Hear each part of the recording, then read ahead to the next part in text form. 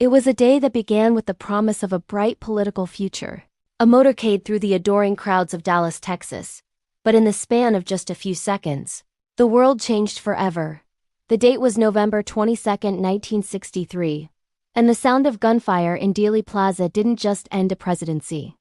It shattered the innocence of a generation and plunged the American psyche into a decades-long search for truth. We think we know the story of John F. Kennedy's assassination, but the details, the unanswered questions, and the sheer, brutal finality of that moment still hold a chilling power. What really happened in those fateful seconds, and why does the mystery endure? Before we dive into the most scrutinized crime of the 20th century, take a moment to hit that subscribe button. We're unlocking the darkest days in history, one calendar date at a time. So remember to comment, like, share, and subscribe so you don't miss future episodes of the Calendar of Crime. The day started in Fort Worth. President John F. Kennedy and First Lady Jacqueline Kennedy were campaigning in Texas, a state crucial to his re-election bid. The atmosphere was electric. Kennedy delivered a speech at a breakfast, optimistic and charming as ever. By 11:30 a.m., Air Force One landed at Love Field in Dallas.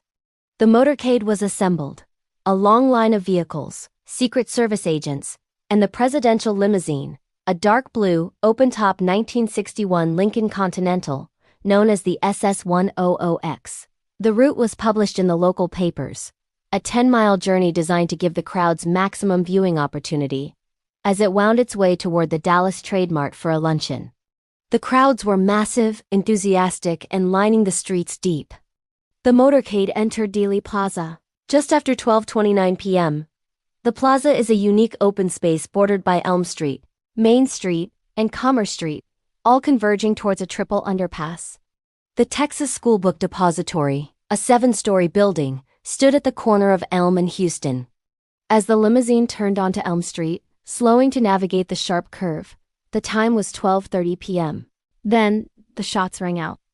Witness accounts vary, but the consensus points to 3 shots. The first shot is believed to have missed or struck a tree. The second shot struck President Kennedy in the upper back, exiting through his throat. Texas Governor John Connally, seated in front of the president, was also severely wounded by what the Warren Commission would later call the single bullet theory. The third shot, the fatal one, struck the president in the head, causing catastrophic injury. The limousine sped away, rushing toward Parkland Memorial Hospital. Chaos erupted in Dealey Plaza.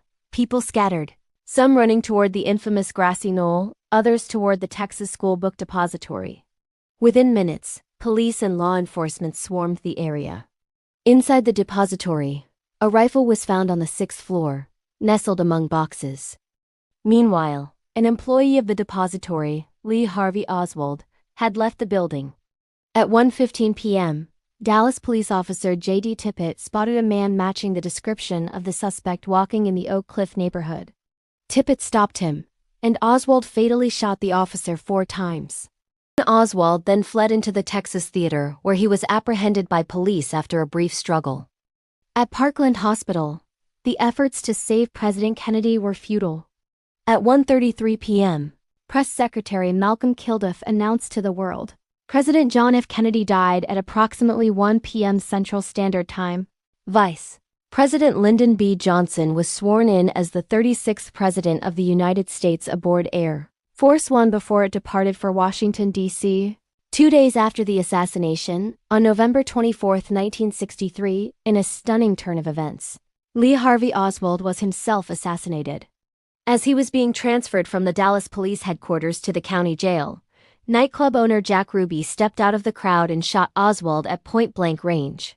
This act, broadcast live on national television, silenced the only suspect and fueled the first of many conspiracy theories. To investigate the assassination, President Johnson established the Warren Commission, chaired by Chief Justice Earl Warren. After 10 months of investigation, the commission concluded that Lee Harvey Oswald acted alone in assassinating President Kennedy and in killing Officer Tippit, and that Jack Ruby also acted alone in killing Oswald. The commission's report, released in September 1964, was intended to put the matter to rest, but it did the opposite. The official findings were immediately met with skepticism. The single bullet theory, the notion that one bullet caused 7 wounds in 2 men, became a lightning rod for critics.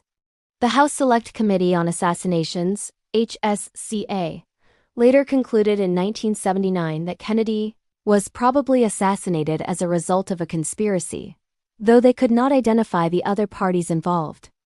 To this day, theories abound. Was it the Mafia? Anti-Castro Cubans? The CIA? Or perhaps a rogue element within the U.S. government? The enduring mystery of the JFK assassination is not just about who pulled the trigger, but about the profound sense of loss and the persistent feeling that the full truth has been deliberately concealed. The release of classified documents continues, but for many, the shadow of doubt over Dealey Plaza remains. The assassination of John F. Kennedy is a moment frozen in time, a tragic turning point that continues to define a generation. It is a stark reminder of how quickly history can pivot on a single, violent act. Thank you for watching. Please comment, share, like, and subscribe for future episodes from the Calendar of Crime.